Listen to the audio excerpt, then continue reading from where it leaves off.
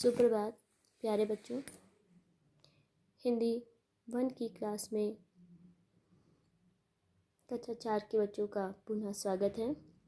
बच्चों, हम आज आपको पाठ 11 पढ़ाएंगे, जिसका शीर्षक है दो बैलों की कथा। बच्चों देखिए, पाठ्य परिचय।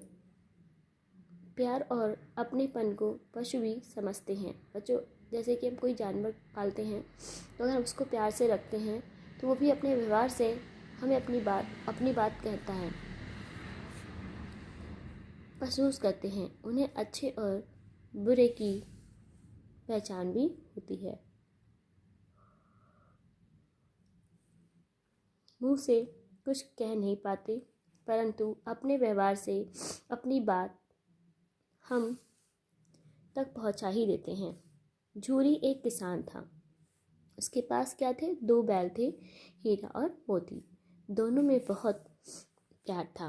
वे नांद में, यानी कि पशुओं को चारा दिए जाने वाला पात्र, एक साथ मुंह डालते और एक ही साथ हटाते।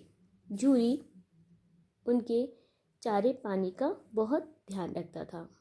जो मालिक था वो अपने बैलों के चारे पानी का क्या करता था? बहुत ध्यान रखता था।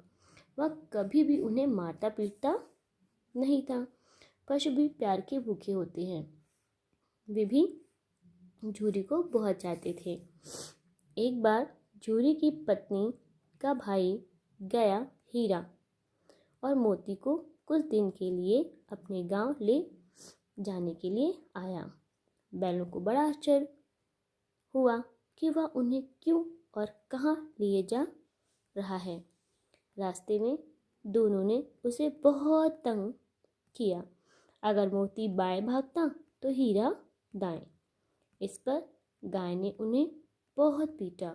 घर पहुंचकर उसने उनके सामने रूखा सूखा भूसा डाल दिया, पर उन्होंने उसे सूंघा तक नहीं।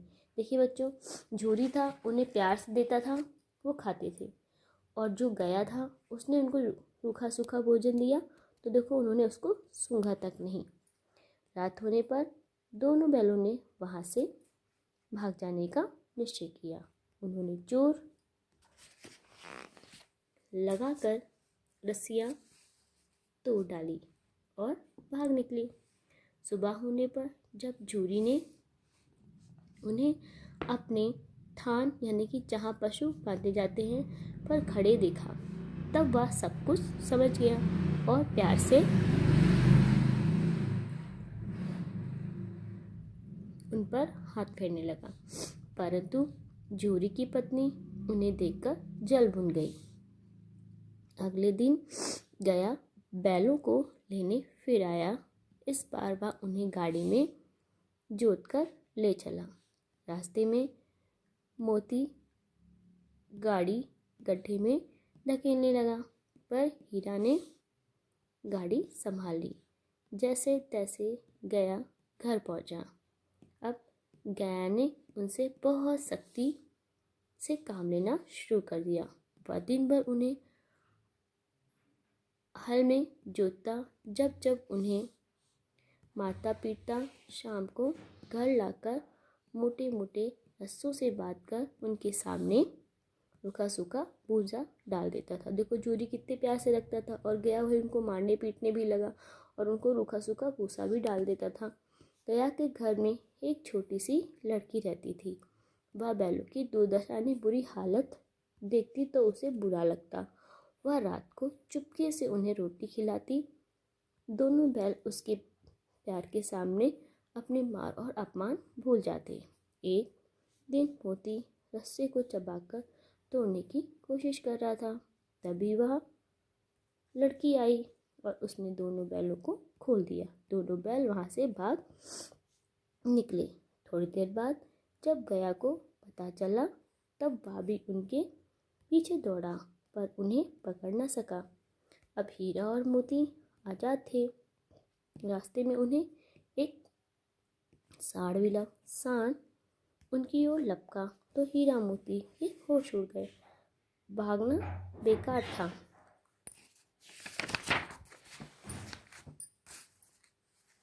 इसीलिए दोनों ने साहस से काम लिया। सांड ने आकर जब हीरा पर वार किया तब मोती ने उस पर पीछे से सींगों से चोट की। सांड घबरा गया। मिलकर काम करने में बल है।